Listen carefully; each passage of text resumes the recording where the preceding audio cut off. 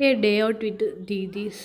ഞങ്ങളിങ്ങനെ ഇടയ്ക്ക് എല്ലാവരും കൂടെ പുറത്തു പോകാറുണ്ട്. ഈ ക്വാർട്ടർ ലൈഫിൽ നിന്ന് ഈ സ്ട്രെസ്സൊക്കെ മാറ്റാനായിട്ട്, ബോറടിയെല്ലാം മാറ്റാനായിട്ട് എല്ലാവരും കൂടെ ചേർന്ന് ഒരു ദിവസം പുറത്തു പോയി ഫുഡെല്ലാം കഴിച്ച് ഇങ്ങനെ എൻജോയ് ചെയ്ത് വരാറുണ്ട്.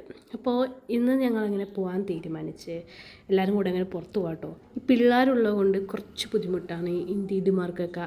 എന്നാൽ അവരെല്ലാം ഒന്ന് മാനേജ് ചെയ്യണം, അങ്ങനെയുള്ള കുറച്ച് കാര്യങ്ങളൊക്കെ ഉണ്ട്.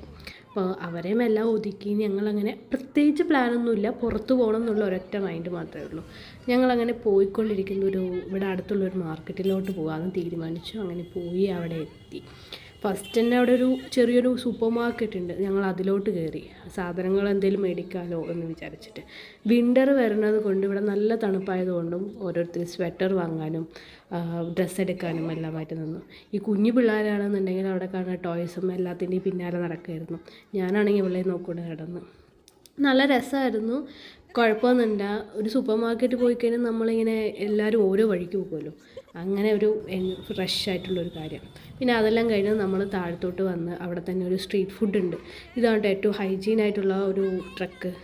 ഇവിടെ നിന്ന് ഞങ്ങൾ നൂഡിൽസ് കഴിച്ചു, ഫ്രൈഡ് റൈസ് കഴിച്ചു, മോമോസ്, ഫ്രഞ്ച് ഫ്രൈസ്, അങ്ങനെയുള്ള കുറച്ച് ഫുഡൊക്കെ കഴിച്ച് അങ്ങനെ ഐസ്ക്രീം എല്ലാം കഴിച്ചിട്ട് ഞങ്ങൾ ഇവിടെ നിന്ന് നേരെ പിന്നെയും ഹോട്ടലിലോട്ട് പോകുകയാണ്.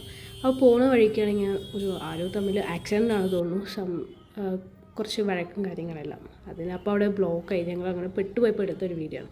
ഇതെല്ലാം കഴിഞ്ഞ് ഞങ്ങൾ വീട്ടിലോട്ട് പോകുകയാണ്. അപ്പോൾ ഇന്ന് ഇത്രയേ ഉള്ളൂ guys. Tata bye bye, see you on next video.